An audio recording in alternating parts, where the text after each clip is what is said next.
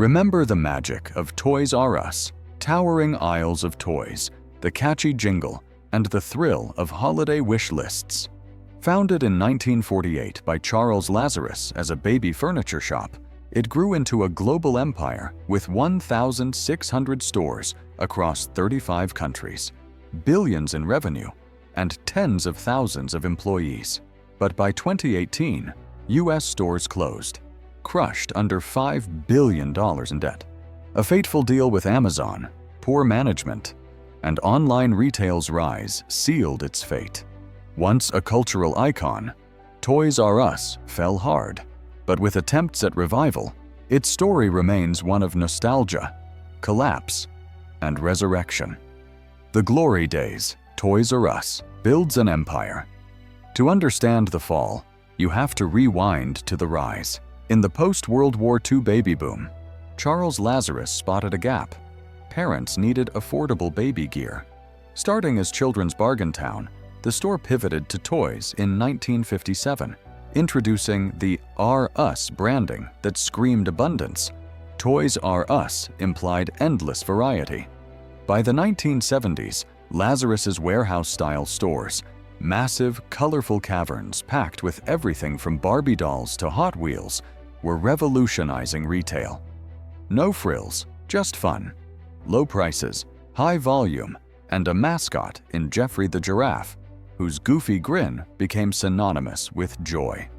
The 1980s and 90s were peak Toys R Us. The company went public in 1978, and by 1997, it boasted $9.9 billion in sales, dominating 20% of the US toy market. International expansion followed, stores in the UK, Japan, and beyond. Geoffrey starred in ads with kids chanting that unforgettable jingle, turning the brand into a verb. Let's go to Toys R Us. Peak nostalgia hit in 2001 with the Times Square flagship, a $35 million spectacle that drew millions annually. But here's the first crack.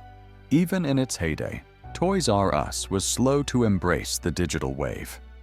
In 1998, it launched ToysRUs.com, one of the earliest toy e-tailers. Sales hit $100 million that year, but a disastrous 1999 holiday season, delayed shipments led to a $350,000 FTC fine, exposed vulnerabilities. Desperate for a tech savior, Toys R Us turned to a scrappy Seattle bookseller named Amazon. Little did they know, this alliance would become their Achilles heel. The fatal deal, a partnership forged in the dot-com frenzy. Enter 2000, the dot-com bubble was inflating, and e-commerce was the Wild West. Amazon, founded in 1994 as an online bookstore, was pivoting to everything. Books to gadgets to groceries, Toys R Us, reeling from its shipping fiasco, saw Amazon as a lifeline. Toys R Us, reeling from its shipping fiasco, saw Amazon as a lifeline. On August 2, 2000, they inked a 10-year joint venture. Toys R Us would pay Amazon $50 million annually, plus a cut of sales, to become the exclusive toy and baby product seller on Amazon's site. ToysRUs.com would redirect to Amazon's toy section, blending physical inventory with digital reach. It seemed genius. Toys R Us gained instant online scale without building tech from scratch. Amazon filled a category gap with a trusted partner. At first, it worked. Combined, they captured 40% of online toy sales by 2001. But Amazon's ambitions grew faster than Geoffrey's neck. By 2002, Jeff Bezos's marketplace model kicked in. Third-party sellers could list products directly. Suddenly, Mattel and Hasbro appeared on Amazon, undercutting Toys R Us's exclusivity. Toys R Us cried foul. The deal stipulated no direct toy competitors. Amazon shrugged. The contract allowed collectibles and rejected items from Toys R Us. Tensions boiled. In May 2004, Toys R Us sued Amazon in New Jersey State Court, alleging breach of contract and seeking $93 million in damages. The trial was a spectacle. Emails revealed Amazon's internal glee at poaching data from Toys R Us customers to build its own toy empire. "We learned a ton about the toy business," one Amazon exec admitted. In 2006, a judge ruled for Toys R Us. Amazon violated exclusivity, awarding $51 million, half the claim, and freeing Toys R Us to go solo online.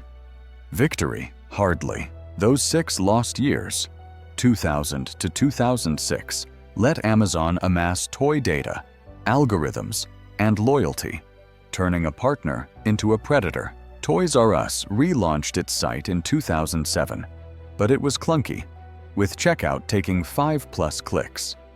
Amazon, meanwhile, invested billions in logistics.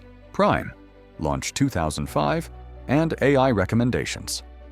The slow poison, debt, competition, and digital Darwinism. The lawsuit win masked deeper rot. While Toys R Us fought Amazon in court, bigger storms brewed. In 2005, private equity firms KKR, Bain Capital, and real estate investor Vornado Realty Trust swooped in for a $6.6 billion leveraged buyout, LBO, taking the company private. Toys R Us borrowed $5.3 billion to fund the deal, saddling it with crushing debt just as retail evolved. Annual interest payments hit $400 million by 2017, 97% of operating profit in 2007 alone. Cash that could have modernized stores or e-commerce went to bondholders. Sales stagnated, $11.2 billion in 2005, barely $11.1 billion by 2017. Competition intensified. Walmart and Target, with deeper pockets, turned toy aisles into loss leaders, selling below cost to lure families. Walmart's toy sales hit $1 billion each from Mattel and Hasbro in 2016, double Toys R Us's haul. Amazon, a juggernaut. Online toy sales exploded from $4.5 billion in 2010 to $33.6 billion by 2025. Amazon claimed 40% of that. With $2.16 billion in 2016 alone, more than double Toys R Us's $912 million online. By 2023, U.S. toy sales totaled $28 billion. But Toys R Us's slice? Negligible post-bankruptcy. Stores suffered too. Toys R Us's behemoth footprints, average 50,000 SQ ft, were dinosaurs in a showroom era. While Target added play zones and Walmart streamlined layouts, Toys R Us locations grew dated. Dim lighting, cluttered aisles, poor service. CEO David Brandon admitted in 2017 Seconds filings, stores lagged in upkeep and condition. E-commerce? Toys R Us pledged $100 million over 3 years in 2016. Peanuts next to Target's $2.5 billion annual digital push. The 2008 recession amplified woes. Birth rates dipped, toys shifted to digital, apps over action figures, and parents flocked to Amazon Prime for 2-day shipping. Data paints the divergence starkly. From 2010 to 2017, Amazon's toy sales grew 24% yearly. Toys R Us's flatlined. By 2017, with 1,697 stores, a record, ironically, Toys R Us filed Chapter 11 bankruptcy on September 19th, $5 billion debt, $400 million annual servicing. Holiday 2017, a $250 million shortfall, suppliers halting shipments. What toy did you beg for that Christmas, only to find it cheaper on Amazon? The final nail, liquidation, and the real estate reckoning. Bankruptcy was meant as a reset. Restructure debt. Close underperformers. Emerge lean. But lenders, eyeing $400 million in 2018 maturities, pulled the plug. No buyer emerged. Walmart passed, fearing antitrust. Amazon? Silent, having already won the war. By March 2018, liquidation began. 735 U.S. stores shuttered by June. 33,000 jobs lost. Fire sales drew crowds, but it was ghoulish. Clearance racks in dying emblems of consumerism. Enter the deal that killed a giant. Not the 2000 pact, but the 2018 real estate fire sale. In bankruptcy, Toys R Us's prime properties, high-traffic strips and malls, were auctioned. Amazon scooped up key leases indirectly through affiliates, securing spots for Whole Foods and fulfillment hubs. Vornado, the 2005 buyout's real estate arm, profited handsomely, flipping assets, while KKR and Bain walked with $470 million in fees. Toys R Us blamed Amazon, Walmart, and Target in filings.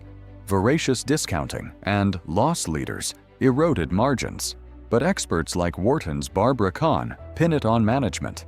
Debt from the LBO reduced flexibility just as Amazon accelerated. The fallout? A retail apocalypse accelerant. 2017 saw 7,000 store closures. Toys R Us symbolized private equity's greed. Two-thirds of 2016 to 2017 bankruptcies were PE-backed. International ops limped on. Canada, Asia, but US dreams died. Or did they? Resurrection. Toys R Us rises from the ashes. 2021 to 2025. By 2019, the brand was a zombie. Online only via Target, redirecting to Target.com. Then Amazon in 2020. Ironic, right? Enter WHP Global, a New York investment firm, acquiring intellectual property in 2021 for $80 million. Under CEO Yehuda Schmidman, revival began.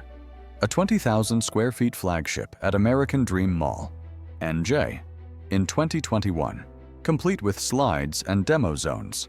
2022, 452 Macy's shop-in-shops. 2023, Babies R Us relaunches in malls. 2024 exploded. 24 U.S. flagships planned with Go Retail Group, starting in prime spots like Harlem Irving Plaza, IL. Air, Land, Sea expansion. November 2024 airport store at DFW Terminal A, Duty Free Americas. Cruise ship pop-ups.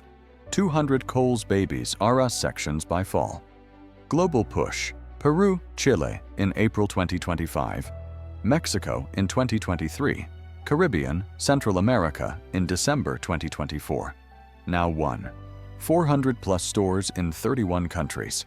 Up 50% since 2021. 2025 updates. Q1 toy sales grew 6% industry-wide. Adults driving 12%. Collectibles boom. Toys R Us tapped this with Pokémon tie-ins. April 2025. Toys R Us Studios announces a feature film with Story Kitchen. Online? Revived site hits $1.1 billion projected for 2025, blending nostalgia with AR try-ons. Yet challenges linger. Australia's ARM entered administration June 2025 after losses. Can pop-ups sustain against Amazon's $4.5 billion US toy sales? 2017 estimated, now higher? Early 2025 data shows promise. 10 new flagships by year-end. 20 holiday pop-ups.